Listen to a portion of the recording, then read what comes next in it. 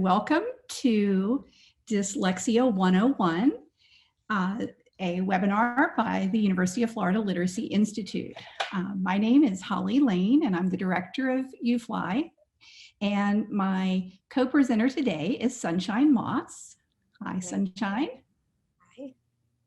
Sunshine is a member of our wonderful UFLY team, and she's going to be working with us today to help you learn some of the basics about dyslexia.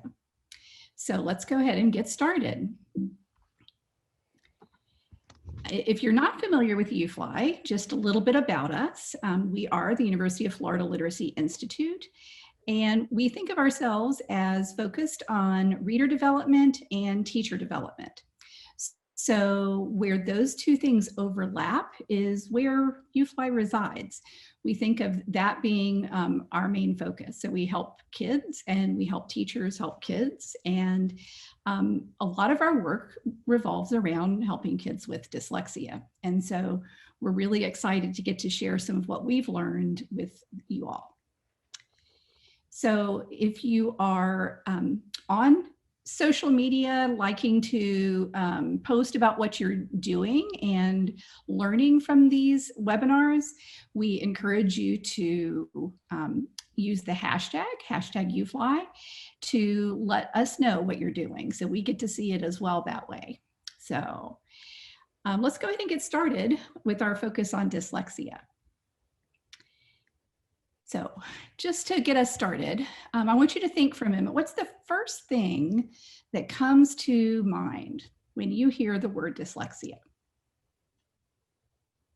If you're like most people, the first thing that'll come to mind is something about reversals, seeing letters backward or letters moving around on the page, something like that. And hopefully after tonight, this will not be what you think of, because this is not something that we associate with dyslexia. And we'll tell you a little bit more about that. But we want to get started getting that cleared up right away. Dyslexia is not about seeing letters backward. So what is dyslexia? Well, we can think of it as a couple of things. Let's look at the word broken down. So the first part, dys, just means impairment, or something is not working normally, or someone is having difficulty with something. And in this case, lexia is referring to words, language, or reading. And so dyslexia, very simply put, is an impairment or difficulty or abnormality with the way someone is able to read words or use language.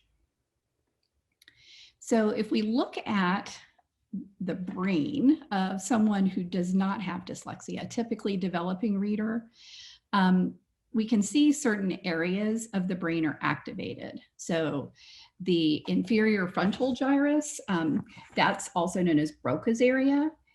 This is where a lot of the processes related to articulation and pronouncing sounds happen. And so that part is part of what's going on in the brain while someone's reading, is being able to think about how the sounds are produced. The parietotemporal area is where really more of a novice reader uses this area a whole lot. It's where they combine sounds and letters. They're seeing and processing what they see in the occipitotemporal area. So this is also known as the word form area. And for most people, once you've read a word multiple times and made connections between the sounds and the print, then that word becomes part of what you know, and you're able to retrieve it very quickly as you read. So this is what happens with a non-dyslexic. If you look at the brain of someone with dyslexia, there's some differences. So that inferior frontal gyrus, where the articulation happens, you'll see during reading gets more activated, but it's not as efficient. It's not working as well because the other areas are less activated, or in some cases, there's no activation happening in the other areas of the brain. And so there isn't a connection going on between the parts of the brain that need to be working together. So this is a really important thing to understand, is that dyslexia is something neurological that's going on. It is a difference in the way the brain is wired and how it functions during reading. And the main thing that's going on is that there are difficulties with that processing of sounds, the sounds that we articulate as we read. And so there's more effort that's trying to go into that area, but the connections with the other areas of the brain aren't being made. So it results in some difficulties. So what we're going to be doing tonight is taking you on a little tour of one of our hubs. You may be familiar with our virtual teaching hub. You may also be familiar with our parent resource hub. But tonight we're going to look at the Dyslexia Resource Hub. So if you didn't know that we had a whole hub related to dyslexia, now you do, and we encourage you to go and explore that. But we're going to take you on a little tour just to orient you to where things are and what kinds of things you're going to find in the different components of the Dyslexia Resource Hub. We are going to give you the link later, but if you have your phone handy, there's the QR code for the Dyslexia Resource Hub. But this will come back up again later. So if you click on the Dyslexia Resource Hub, you'll see it's organized into these 4 areas: the information about dyslexia, which gives you just a ton of basic information, and then some more advanced information. A section on policy, so both federal and state policy related to dyslexia. There's a section about professional development and different sources for professional learning related to dyslexia. And then there's a whole section on other resources and organizations that have information that can be useful to you if you're interested in learning about dyslexia. So the information here is designed for teachers, for parents, for students with dyslexia to learn more about what's going on in this area. So we're going to start with information about dyslexia and some of the things that you can find in that section of the hub. So one of the first things that you'll see, if you click on that, you'll see a long list of different items. But one of the first ones is a section on definitions. And if you click on that section, you'll get a handout that you can print and download and print and have easy access to. And what this has are the 3 main definitions related to dyslexia that are out there. The first one there from the International Dyslexia Association is the most widely used definition, but it's not universally accepted, but it is by far the most widely used and most widely accepted. And so this is the one most used by teachers and by schools and districts. And the second one, for the one that's included in IDEA, or the Individuals with Disabilities Education Act, is really the definition of specific learning disability. And I just wanted to point out, if you can see down in the second bullet here, that dyslexia is actually mentioned in IDEA as one type of specific learning disability, and it's actually the most common learning disability. One of the other myths related to dyslexia is that you can't say dyslexia, and we'll talk a little bit more about that later, but there it is right there in the law. The third definition down there is from the DSM-5, and this is if your child is independently evaluated outside of a school system, this is usually the definition that's used. And you see, instead of a specific learning disability, DSM refers to it as a specific learning disorder, and dyslexia falls under that umbrella. Also on this information page on the hub, you will see dyslexia myths and facts. So we started with a little bit of information about some of the myths and facts related to dyslexia. Well, if you click on this link, you'll see a handout. And the handout has all sorts of basic information. It's kind of a really good primer. It's a good place to start if you're not very knowledgeable or if someone that you know needs more information. So this gets printed out a lot and taken to schools with when there are issues with a child not being served because the school is afraid to determine that the child has dyslexia. So this handout has information about what dyslexia is. It has information about myths and facts related to dyslexia. The manifestations, what dyslexia looks like across the age levels. And then there's information about intervention for students with dyslexia. And so all of that is on the hub and with more information, but I'm going to just give you a few of the highlights of this first. So first, let's talk a little bit about myths. We already addressed one of them, and that is the myth of reversals, that kids see letters differently if they have dyslexia, or they see words differently. This is a very, very common myth. It's very common in pop culture. Anytime you see a joke about that involves dyslexia, it involves somehow reversing a word and that kind of a thing. It's very, very common. And in fact, not only do most people believe it, most teachers believe that dyslexia is about reversals, and it's just not. Now, what you will see is sometimes people with dyslexia do tend to make reversals, but it's not because they're seeing anything backward. It's because reversing letters and words is a really common thing early in the development of literacy. And kids with dyslexia stay in those early stages of literacy development a lot longer than other kids. So if you're still seeing kids making reversals in their writing when they're in 3rd or 4th grade, that might be an indicator, but it's not really one of the signs. It's not one of the things that we say, oh, if they're reversing, they have dyslexia. It might just be that they haven't had good instruction yet. The thing about dyslexia is that it doesn't necessarily improve easily with good instruction. It requires a whole lot of very good instruction for improvements to occur. So another myth that's also very popular is that colored overlays or colored lenses are an effective treatment for dyslexia. It's a very popular myth, but it is just that, it's a myth. The evidence for this is non-existent. The few studies that have supposedly shown that this is an effective treatment were poorly done. So if someone tells you that colored overlays will fix dyslexia, they're trying to sell you some snake oil. It just it's not true.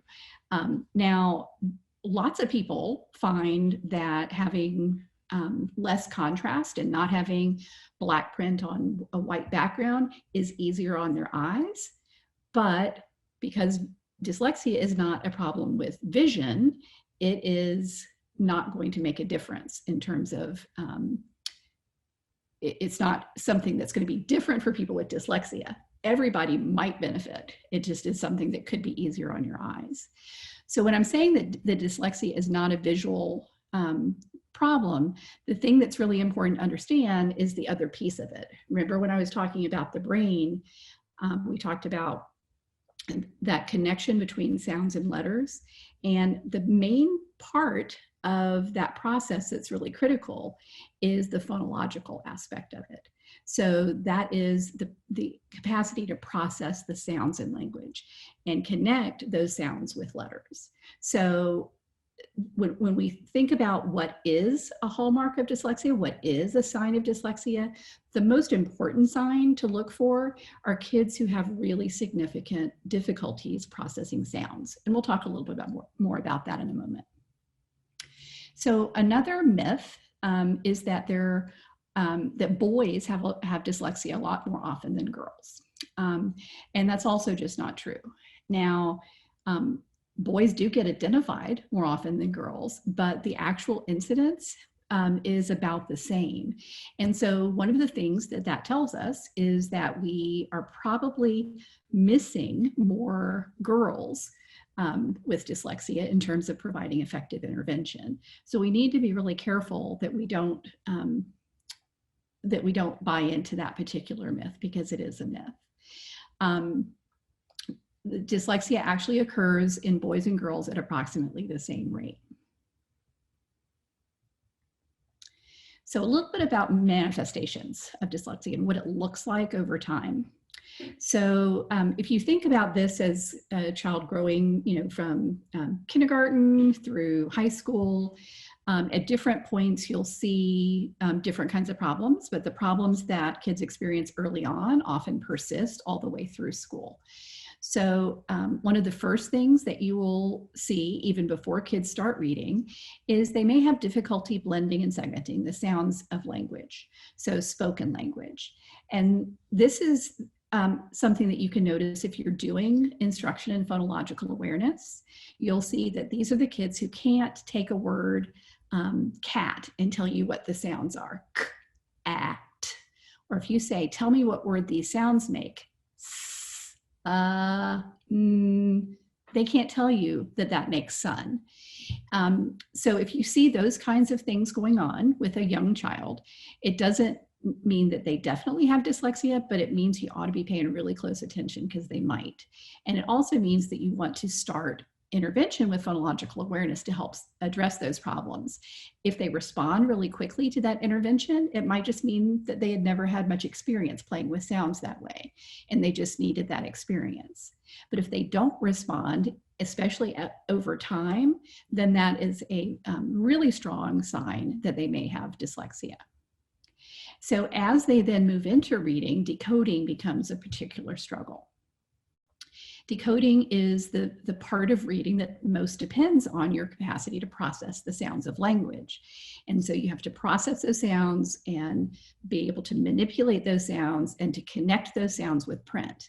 And if you can't process the sounds efficiently, then you are very likely going to struggle with decoding. Now, kind of an old school approach to that would be, well, this child is struggling with decoding. I'm just going to teach him to memorize what words look like by sight. And that's a terrible idea because it's a really inefficient way to read words. We just don't have the visual memory capacity to hold all of the words that we read in visual memory. We've got to have a strategy to figure out words that are unknown to us. So we've got to have decoding skills. And if a child is struggling there, then we need to make sure that we provide additional intervention to help them through that. So as kids develop and as they're struggling with decoding, then their oral and their silent reading tend to be very slow. And because they're slow in their reading, it means they're losing meaning.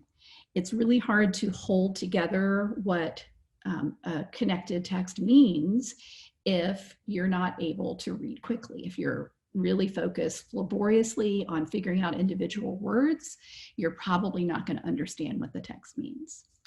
And then another piece of this that tends to happen is that if you're struggling with decoding, you're more than likely going to also struggle with encoding or spelling words.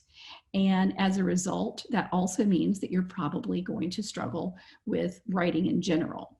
So those basic skills related to writing, especially spelling, if you're struggling with spelling, then your written expression overall is going to suffer. It's unlikely that you're just going to be able to write very well, except for your spelling problems. So written expression tends to be behind kids without dyslexia. And then as kids move on, foreign language study tends to be a lot more difficult. So this is a problem for kids in high school that maybe may have gotten by and decoded well enough to read okay, but now they're in high school and they're expected to take a foreign language, and all of a sudden it really hits them. So we do see a lot of people who don't get diagnosed until they're in high school or even college when the demands increase. But for most kids, you'll start seeing signs of their dyslexia from the very moment they start reading instruction. But dyslexia does occur across a spectrum. So there are cases that are milder and there are cases that are more severe. And so if you have a more severe form of dyslexia, your difficulties will probably manifest very early and be very obvious. Whereas if you have a milder case of dyslexia, they may not show up until you're much older. So what do we do about dyslexia? So we're not going to really have time tonight to get into all of the really effective practices for dyslexia, but some of the key features of effective intervention are really important. So the first one is that intervention should be explicit. So that means that you have very clear explanations of the concepts that you're teaching. When you are teaching something like a phoneme grapheme correspondence, a letter sound connection, you want to present that new letter that they're learning, connect it with the sound, help them understand where in a word that particular letter can occur. If it is just in the initial position, or can it also be in the medial or final position in a syllable? You want to be very clear when you're explaining concepts like digraphs, when you have two letters that together make one sound. How does that work? Those are things that kids with dyslexia need more explicit instruction than typical kids. You also want to make sure that you are frequently checking that they're understanding the explanations you're providing them. You're giving them lots of opportunity to actively participate and practice what you're teaching. And explicit instruction tends to generate success for all students.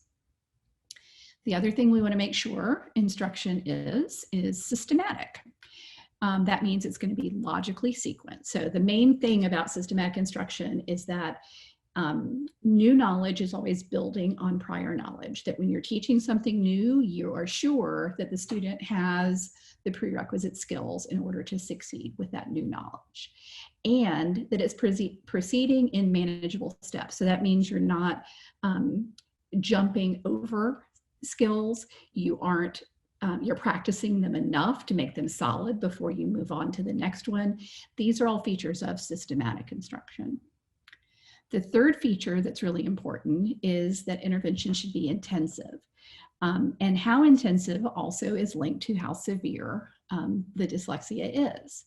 So intensive intervention means that it's longer in duration. It doesn't necessarily mean that you move more slowly through skills. It can mean that, but it doesn't. And if it doesn't have to be slower, then you shouldn't make it slower. But it might mean that you need to have more time on something. So that doesn't mean more days. It might mean more time within a day. Or if they do need more days to learn a skill, then you need to provide that. But first, try more time within a day, which needs to necessarily include more opportunities for practice. The more opportunities that a child has to respond, the more likely that learning is going to occur. And then that usually means that you need to provide that intervention in a smaller group or even in a one-on-one setting. So there's a number of ways you can increase intensity, but those are the main ones, is longer, more time spent in instruction, and smaller grouping. But the key to all of that is more opportunities to practice, more opportunities to respond. The other feature of intervention that is often associated with dyslexia is that it should be multisensory. The other things that we talked about are very well agreed upon by experts. The multisensory part, not as much so.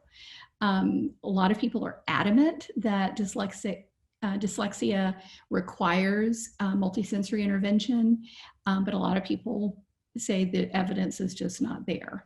And there are some distinctions that I want to make. So before we get into that, let me just explain what I mean by multisensory, in case that term is new to you.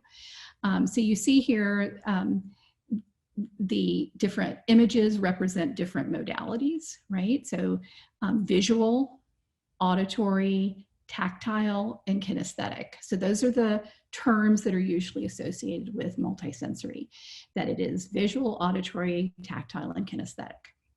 And so what that means is first of all, what it doesn't mean is that you focus on one thing. There's another popular myth is the idea of learning style, that some kids are visual learners and some kids are auditory learners. And although we may have preferences for how we like to take in information, I prefer to see things when I'm learning about them, but it doesn't mean that my preference actually makes me learn better, because it doesn't. And there's a lot of research that tells us that learning styles don't really exist. Learning preferences, sure, but ultimately reading as an act is multisensory. It requires connecting visual information and auditory information. And so all reading by that definition is multisensory. But most people, when they're talking about multisensory, also mean that we're bringing in the tactile and the kinesthetic, that we have to touch something and we have to move in order to make it multisensory. And that's the part that's a lot more debated. And so the way that I like to think about it is that there's kind of two levels of multisensory instruction. There's the macro level and the micro level. Those are just my terms. It's not something out there officially, but it helps me to think about it this way. So macro level multisensory interventions are ones that include or that use large muscles.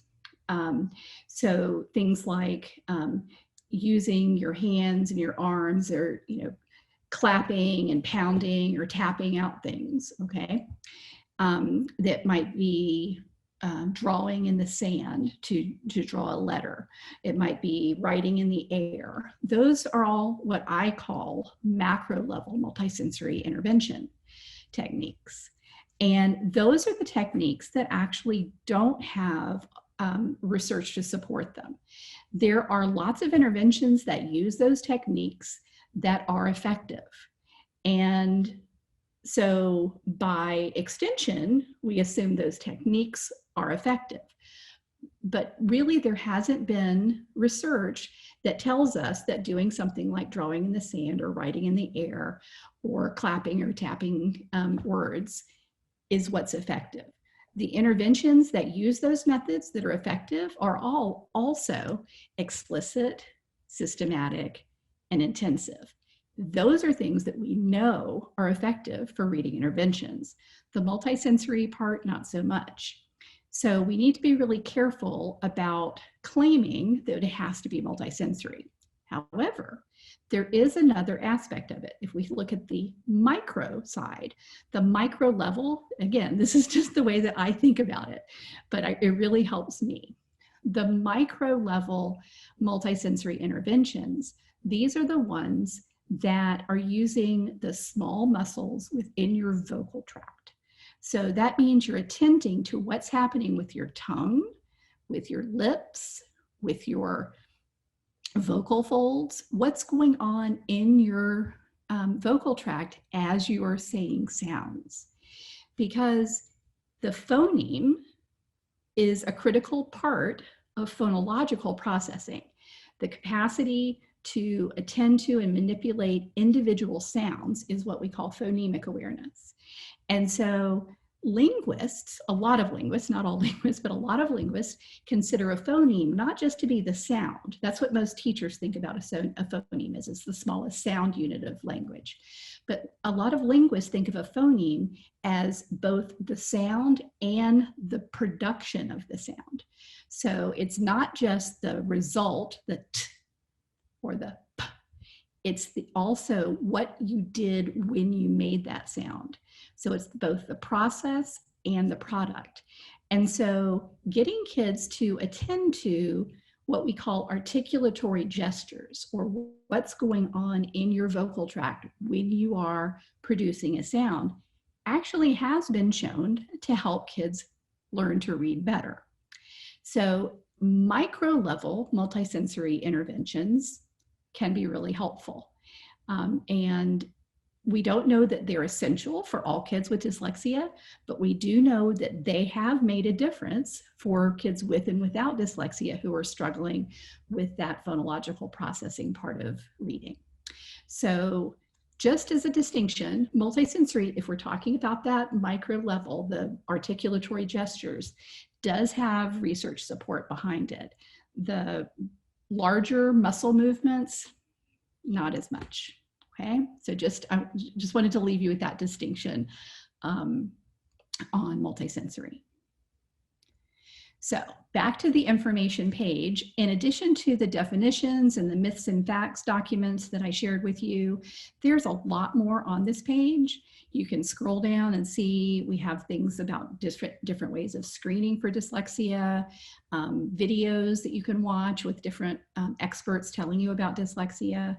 There's all sorts of information on here that can be useful as you're learning. And so you can kind of guide yourself through this and find the information that will make sense to you.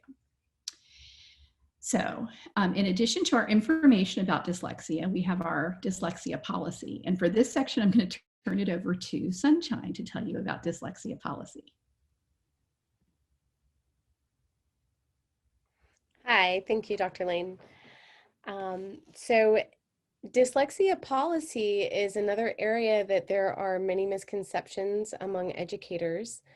One of at the forefront of the dyslexia movement were parents working to clarify what dyslexia is and what it's not, and then also what the rights of children with disabilities are under IDEA, and that's the IDEA is the Individuals with Disabilities Education Act, and it's the law that governs special education.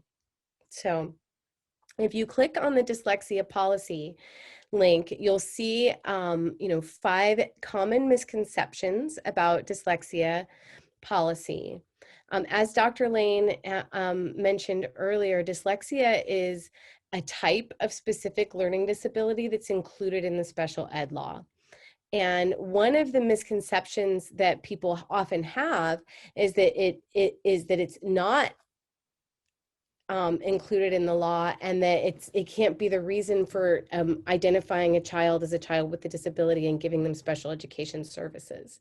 So if you click on the link, you'll see, and for each of these, it gives a kind of plain English explanation of what can be pretty complicated policy. And in this first one, it clarifies that dyslexia is included in federal and state policy as a type of specific learning disability.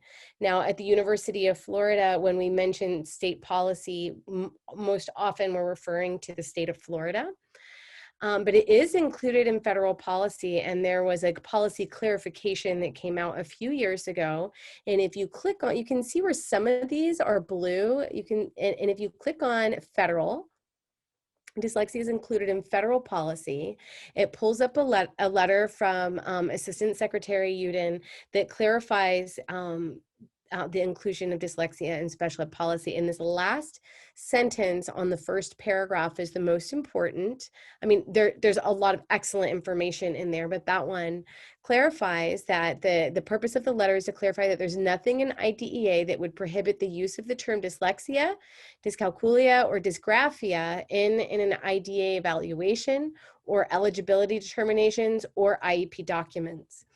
And so one of the other issues that parents have encountered is is districts not knowing that they can use dyslexia as the basis for services and actually writing that on a child's individual education program plan.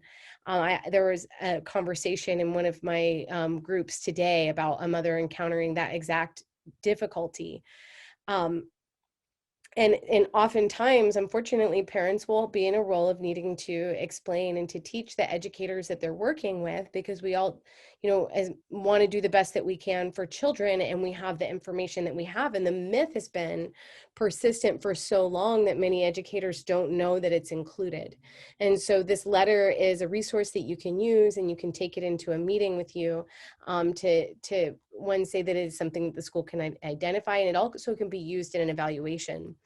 Later on in the letter, it explains that it could be very helpful to have it. It's not a requirement that it be listed on the IEP, but that it can be very helpful to have it there, because as a specific learning disability is a broad term that relates, that defines difficulties in learning in many areas. And so by giving the the title dyslexia, it says that this child's having difficulty precisely with decoding. And sometimes IEPs will be very specific and say that it's with decoding, and you ideally want your IEP to be as specific as possible so that it identifies the type of difficulty a child is having, so that you can align the goals of the IEP, and so that any educator who's reading it can quickly understand the nature of a child's difficulty. So there's a lot of good stuff in that letter that I recommend that you read. If you can you go back one slide to just see the way, and one more, to see that the way that this whole piece is written. Yeah, just there we go. So that can be, some of that language is somewhat technical, and so this is pretty plain English. And then for those of you who are in the state of Florida, you can click on the state policy, and it'll take you to a direct link to how dyslexia is talked about in policy in the state of Florida. So the next one is that dyslexia can be oops. Which one do we have next? In the response to intervention process cannot be used to delay or deny an evaluation.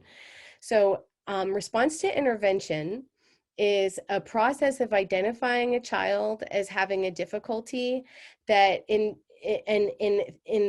theory, it's to make sure that all children receive excellent instruction, and that we're not identifying children as having a disability if they've never had quality instruction to begin with. And as Dr. Lane said, sometimes that a child will have reversals or symptoms of reading difficulties because they've never had just basic, excellent, explicit instruction in reading, and it's not that they actually have a disability. And so RTI is designed to ensure that all children get good quality instruction, and then that we're giving intervention to the children who need it most, and that the people that we're identifying for special education services are this small portion that actually have a disability. And some of the misinterpretation of that policy is that has been that because states are required to allow a process based on a child's response to intervention, the misinterpretation has been that a child has to go through response to intervention in order to be evaluated. And that's a misconception. So a parent can request an evaluation at any time, and educators can evaluate a child at any time if they know that there's something more going on. You don't have to go through a somewhat lengthy process before you can evaluate. And so if you click on this where it says delay or deny an evaluation, you'll see a letter from the former director of the Office of Special Education Programs, Melody Musgrove. And if you scroll down, you'll see the sentence here at the end of that first paragraph that says states and LEAs, and that's basically the schools or local education agencies, have an obligation to ensure that evaluations of children suspected of having a disability are not delayed or denied because of the implementation of an RTI strategy. And so it's to say that yes, RTI is a useful tool, and we just want to make sure that we're not delaying the identification of children.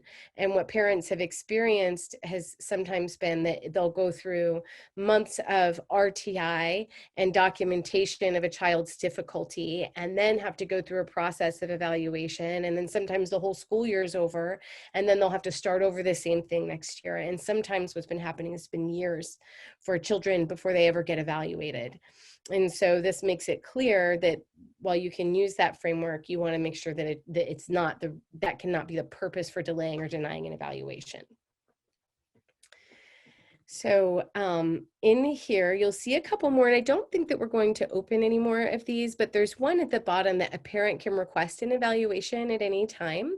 And it's an important one to look at, because what happens if a parent suspects that their child has a disability, they can request an evaluation, and federal policy states that they have that the district has 60 days from the date of consent to conduct the evaluation.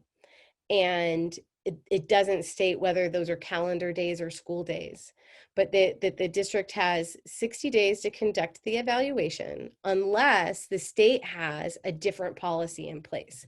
And some states have a policy that's a shorter timeline, and some of them have a longer timeline, actually, but it can't be an unreasonable timeline. And so you can click on that link and get really good information. It'll take you straight to federal policy. And if you're in the state of Florida, it'll take you straight to the state of Florida policy. These federal documents, you can also find them right here on the left. So you see there's federal dyslexia policy, state, and then Florida specific policy resources. And here on the left, if you click it, I don't know if we have that slide pulled up for you to be able to click the federal dyslexia policy resources.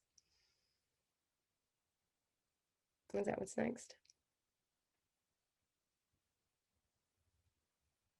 Oh, it's a state policy resource. Okay. So if you go here, these are resources that apply to states broadly. And so Decoding Dyslexia is an organization that has chapters in every state now, which is really exciting. All of this talk that you have about dyslexia actually comes from a small group. The impetus behind it was a small group of parents in New Jersey who really needed advocates and realized they needed to be their own advocates. And so they worked in this article here in Time Magazine is kind of the story about them and how they won. And they've rallied parents and educators from around the country to kind of come to understand dyslexia more and to clarify research and policy related to it. And if you scroll down, you'll see there's some other excellent organizations. Understood.org is an excellent organization that has dyslexia resources. And then the National Center on Improving Literacy was founded to clarify reading research and to synthesize reading research specifically also related to dyslexia and to disseminate it nationally. And if you click on there, the National Center on Improving Literacy, they have a tool here called the State of Dyslexia. And at the top, you'll see it says legislative overview. Oops, let me see this. Hold on. Dyslexia policies, screening policies, intervention policies, and state legislation. So there's a number of different things that you can do there. And this legislative overview has a map of the country. And on the left, you'll see different aspects of policy. And like if the state has dyslexia legislation. So now this is all blue and just a couple of white states that don't have dyslexia legislation. And then on the left, you can click, there's a search tool and you can say, okay, is screening required in this state? Is dyslexia required to be included in pre-service preparation? And so it really details all the specific types of policy. And then if you click on state legislation up here on the right-hand side, you can click your state and find out what specific policies your state has. So it's an excellent tool, and their website in general is just has a wealth of information. So back to you, Dr. Lane. Thank you, Dr. Moss. That was really a great overview. And policy is something I think that most teachers tend to not be as well informed about as they might. And one of the things that, one of the wonderful things that Dr. Moss has done is conduct a study about teacher knowledge about dyslexia, and specifically including questions about dyslexia policy. And am I right that that indicated to us that there just wasn't enough knowledge out there in this area? Yeah, there really isn't. And I think it's absolutely right. Dr. Lane, I had so many teachers write me to say, I just feel so scared when people even mention policy because I don't know enough. And so they were really eager to get the answers to the survey and to know more. And they know that parents need them to know more. And so I think it's super important when we encounter teachers who don't know that we just embrace them, you know, and know that they're also kind of trying to figure this out. But that's definitely, it's a gap in teacher preparation that we're working to address for sure. sure. Absolutely. And really the reason that this Dyslexia Resource Hub exists is because when Sunshine was working on her dissertation and did this massive survey, she wanted to make sure that teachers had this information at their fingertips because so many didn't already know it. So that's why we're providing information about dyslexia and why we're providing all of this, especially the information about dyslexia policy. So thank you for your work on getting this up and running. Thank you. I'm going to take us to the third section on professional development now, and just tell you a little bit about what's there. If you click on that part of the hub, you'll see there's information about several different sources for professional development. And of course, the one we want to tell you about is the University of Florida's Graduate Certificate in Dyslexia. We have a 15 credit graduate certificate that is designed to prepare people to understand dyslexia, understand dyslexia policy, understand a lot of the language aspects related to dyslexia, and also be able to conduct effective assessments and interventions for kids with dyslexia. So if you click on that, you can go to the website and learn a lot more about dyslexia. And we are actually accepting applications right now for spring. I think there's about, I think it's the beginning of November is when those need to be in, so you still have time. And I will point out that our online programs and our special ed programs have been ranked among the top in the country. So you will get high quality content and high quality delivery of instruction through this. Just a little bit about the certificate program. There are 5 courses. We have 1 course on the foundations of literacy development and dyslexia. And so this is where we delve a little bit further into this basic information that we're presenting today, and also get into policy and understanding, you do a policy analysis and understand your own local policy.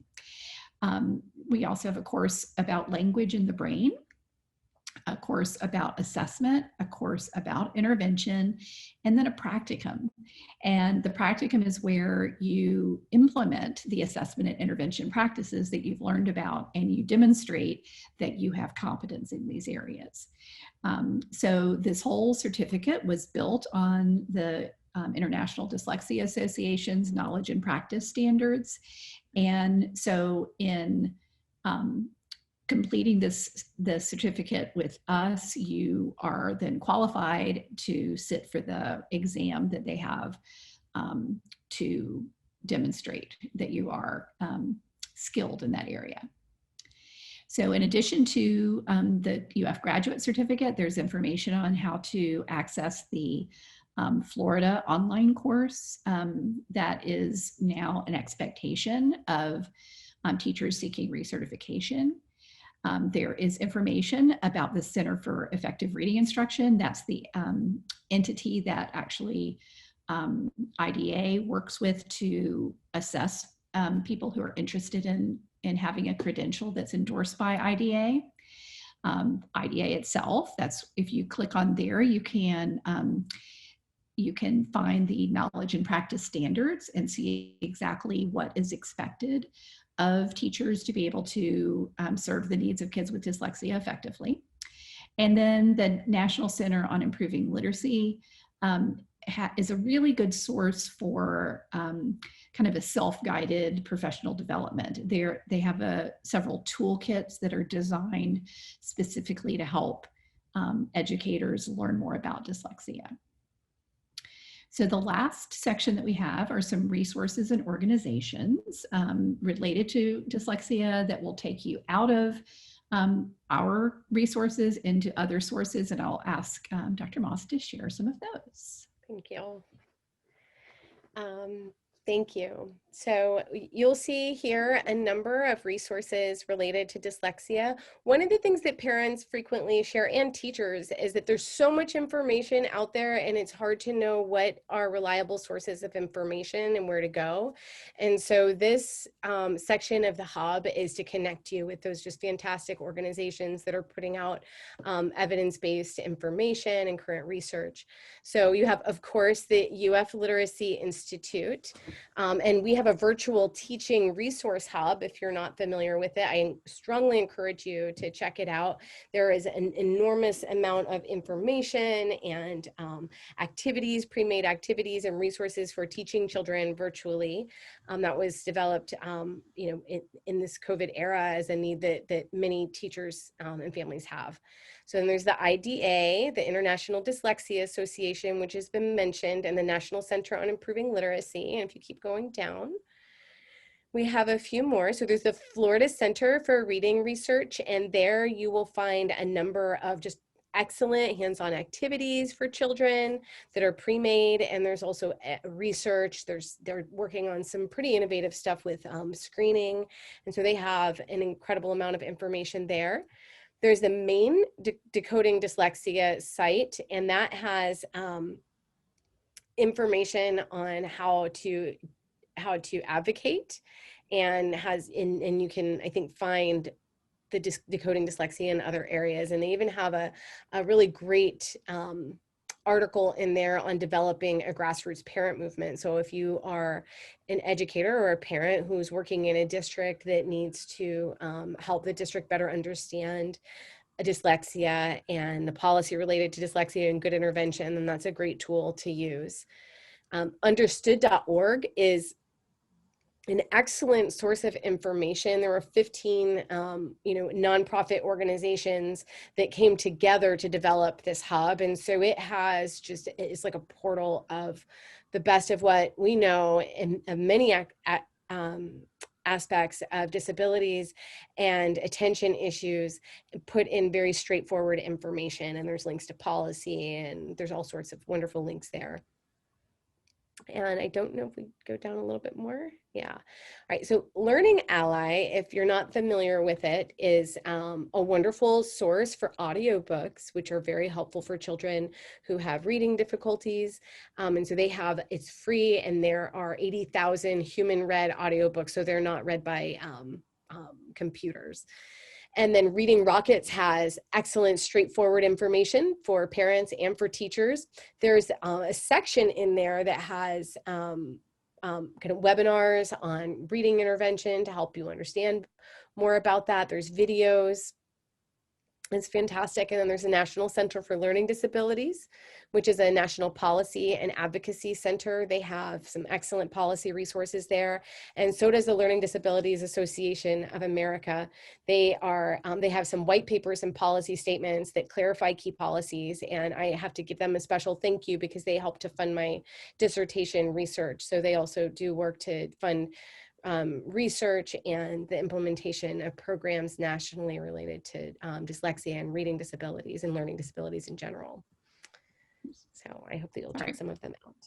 Yeah.